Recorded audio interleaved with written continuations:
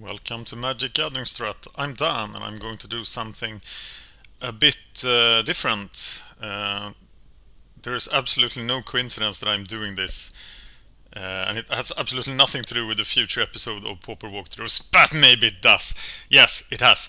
I will I will try to do a Pauper walkthrough with Elves with Deluxeicoff, and here he told me record these matches before they go away because he won this daily with Elves. So we are now going to look at what happened. This is round 1. Wow, so few people in this daily. So we have no idea. He hasn't given me a tournament report or anything. So this is the first round. Deluxeicoff starts, plays some Elves. He's facing Delver. That's close to a bye as far as he has said. Of course, Delver always wins when it God hands. But Delver has a lot of problems with Elves, and I know that he's looking for islands when he's playing Elves. Of course, any blue deck will be his easiest wins. And look at this, the poor Delver deck. He's cast a couple of spells. There are like 6 Elves out and 1 flip Delver. Now there are 2 Delvers, and the Huntmaster is pretty hard to deal with for the Delver deck. And Deluxeicoff has won the first match, the first duel. So let's look at what happened in the other duel. Did I really choose the first duel there? I hope I did. I normally did it the other way around. Is this a new one? Yes, it's a new one. Okay, this time he gets started, and here's the sideboard card, Serrated Arrows. And you see how little Serrated Arrows does some of the time. And it's way too slow to deal with Elves some of the time. So here we are, we don't have the explosive start. But here comes Timberwatch. We have him at 11, there's 1 counter left here. Scattershot dominates, here comes Coral Net. I expect him to sacrifice here. He taps it and sacrifices it, yeah, because he will not discard the cards. Is that not a long-term thing, is it? And probably there might be... the Delver deck only has 1 card left. And here comes the swing. The Delver deck... Why did he do that? Just saves himself 1 point of damage. Maybe he can Piracy Charm the Scattershot Archer then, or if he can draw another Serrated Arrows. So we move on here. Serrated Arrows die, he has an empty card, empty hand. And yeah, Deluxeicoff does 3 damage a turn here. Tries to cast Distant Melody, it's logically not did. Oh, he used that for mana, so he only hit for 2. Okay, now we need to untap. Okay, we have the Delver deck at 2. You see how lopsided this is, and Deluxeicoff has crushed Delver for the umpteenth time. So we move on to the second round of the tournament. Cheesy is the victim here. So let's see what he plays.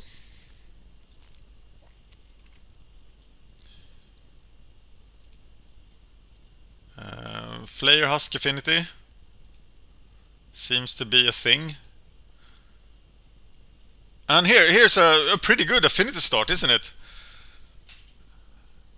But Deluxeicoff still has 5 cards in his hand. Here come some Elves. But what do you do here? It looks like the Affinity deck is having a good time here, but here comes Distant Melody, and now the Elves explode, but there's still no significant... Oh, Timberwatch is on the... Sorry. Maybe I'm doing this too fast. Okay, Timberwatch now changes the entire composition of the match. And let's see how we use it. Oh, a second Timberwatch. He doesn't attack until he has Timberwatch backup. Oh, cast Mob Justice for 8. And now we don't have a Queer on, but we can do 8 extra with Timberwatch. So do you now attack or not? No, no attack. Waiting for double Timberwatch, of course. And what does the Affinity deck do? He knows that death is approaching. And of course, only one guy getting through here. He needs 6 blockers. And he now has 6 blockers.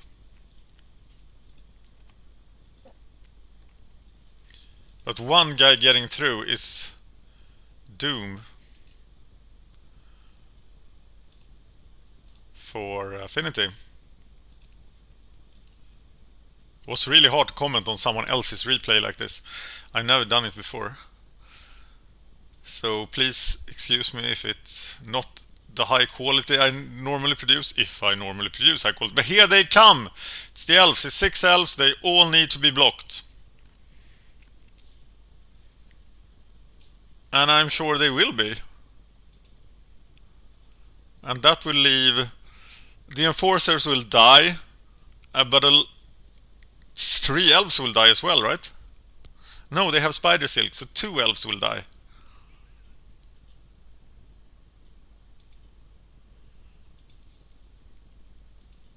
So there will be Frogmites against double Timberwatch and some elves after this.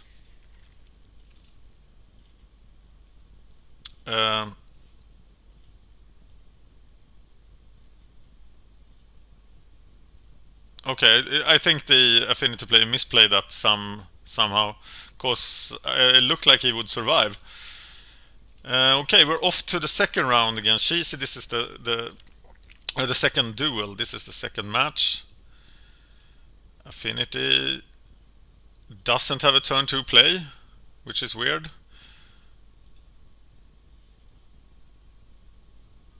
Wow, that was a really crappy start for Affinity.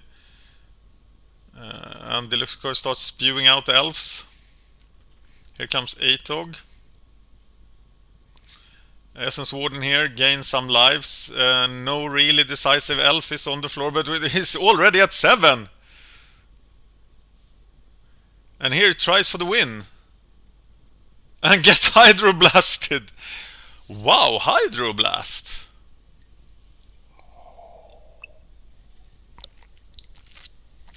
I didn't know that was in his sideboard. Nice play, Deluxeicoff. And that's pretty much that game, isn't it? Yep. So, 2-0 without dropping a duel. We move on to round 3. Where Deluxeicoff is playing as Magic Down Under, and here he's going to lose 1 duel. Maybe it's this one. He's playing against Affinity again. I think he's pretty comfortable playing against Affinity. But here we got the big 4-4 start. And the blast on the Huntmaster. So now the 4-4s are reigning freely here. And here comes Atog, double Atog. This looks like an Affinity win. Yes. So, Deluxeicoff is down 1 duel. Because when Affinity gets the 4-4 start, things go bad for anybody. But here he gets the crap start, and this is why I think you should not play Prophetic Prism in Affinity decks. I haven't got any daily event results, so take this with a grain of salt with Affinity. But I think Prophetic Prism, and I know Special Kyle warned, and he has the results, he warns about Prophetic Prism, because this is not the way you win games with Affinity. Turn 2 is your critical turn. You want to play a 4-4 on turn 2, if possible, or at least set up something. But just playing a card that does nothing and then ship the turn to Elves here is a critical mistake. And I would go as far to say that he lost the game, as he lost this duel as soon as he placed Prophetic Prism in his deck. Because look at this, Elves goes crazy, he doesn't have any defense yet. And then he gets some more crap, which he drew with the Prophetic Prism. He even said something there. What did he say? Top deck.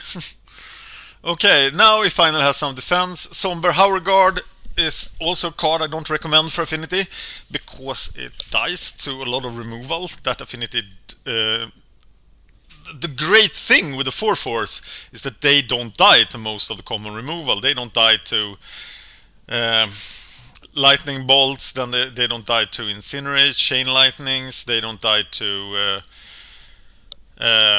dead weights, they don't die. There's a lot of stuff they don't die to. And all that stuff Somber Hourguard dies to. Okay, so we have 43-9 here in lives, and yeah, it's just getting out of control.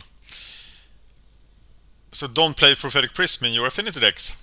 I know everybody is playing that now, but I believe Special Kyle was right when he said that. In Pauper's Cage episode 9, the best coverage of the Affinity deck I have seen so far. Highly recommend that. Okay, we're into the final duel here in the third round. Deluxeicoff pukes out some elves, surprisingly enough. And the Affinity deck is having another setup thing here, but yeah, Timberwatch killed something. But now the Affinity deck has a decent situation. Here comes some more elves. And now Timberwatch can make a 4/4, which means that Myr Enforcer don't get through. But he tries with the Galvanic Blast and everybody dies, including Timberwatch. Affinity player has 2 cards left. Here comes another Timberwatch, but this looks fairly even still. Here comes Carapace Forger, and now it's Carapace Forger versus Queeron, but the Elf deck still has 2 cards. Huntmaster needs another Elf. But here they explode. Puke time again. And now he can block Carapace Forger with crap. Which he doesn't. He just sacrifices a 1/1.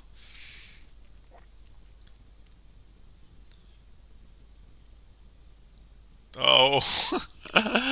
Yeah. Lots of elves. Timberwatch on the table. Life looks hard for the 4/4s. And now, of course, he can only attack with some random elf. But, oh, lots of things happen. Deluxeicoff pukes out another victory. And we are in the final round, where he's up against Tweak Me, who he crushes 2-0. Because Tweak Me is playing Delver. And that is one of the big reasons to play Elves, that you have this crushing Delver matchup. Yeah, puke Elves, a lot of resolved creatures, Delver dies. And we'll talk in the walkthrough in detail about this matchup. So I intend not to cover it a lot here. You see, there are Elves, they beat the shit out of the island. Serrated Arrows doesn't do a lot. Scattershot the Archer screws up the Delver deck totally. Timberwatch Elf is a huge guy. Didn't we see this match already? Am I in the wrong round? No, that was the final round. Did I look at the wrong match? Oh, I did look at the wrong match for the first round.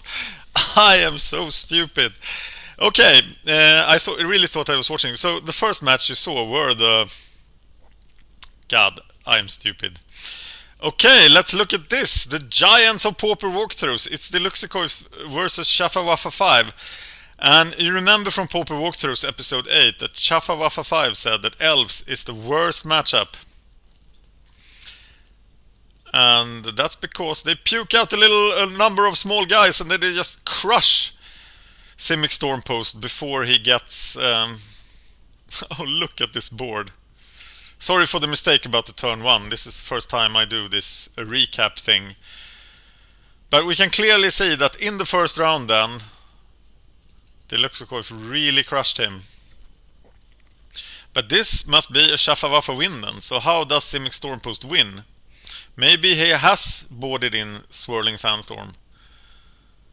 I do half expect, but he has a very quick start here. 5 mana on turn 2. He get Thermocarsted.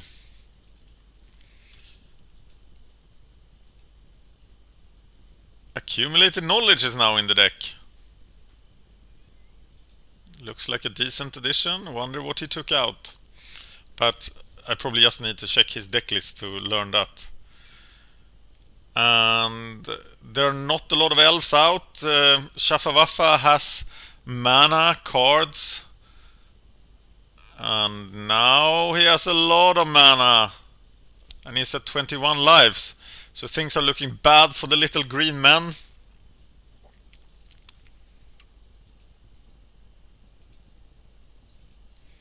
And at this point, Deluxeicoff has lost control. Accumulated knowledge draws a lot of cards. There is even a temporal fissure. And yeah, you can see where this is going.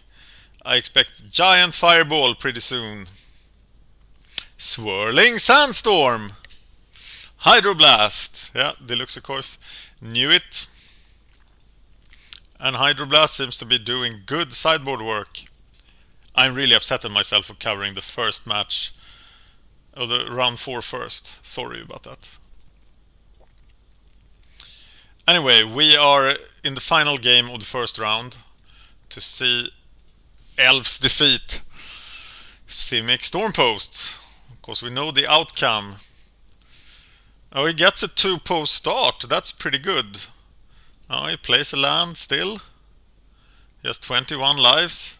But now the elves are everywhere, but he still has 8 cards. And 21 lives. He's now at 12, 5. So now he needs to find Moment's Peace. Does he? He saves Moment's Peace mana. And here it comes. But there is Mob Justice. Yep. And Deluxeicoff has won the game, so congrats to Deluxeicoff. And I asked him, you remember, I played him. There is a match where I played Trinket in a daily against Deluxeicoff, playing Elves, and I crush him, brag, brag. But, and a short while after that, we did the first walkthrough with Deluxeicoff, and I asked him already then, what about Elves? Can't you do something with Elves? And he said, no, I need to have 10 4-0s with Elves before I feel confident enough to discuss it. So I was like, okay, and this is his 10th 4-0, and countless of 3-1s. The man is genius. And he has now agreed to do a Pauper walkthrough. I don't know when this will be published. I don't know when we will shoot it. But it will be published. So expect a Pauper walkthrough. There might be another Pauper walkthrough. I have another one coming up before that. So Pauper walkthrough 9 or 10 will be Deluxeicoff talking about Elves. Thank you for watching MagicGatheringStrat. I am Dan. If you like this, and if you can forgive me for my confusing round 4 with round 1, please subscribe to this YouTube channel, MagicGatheringStrat, and like the video on YouTube, because it helps a lot. Thank you for watching.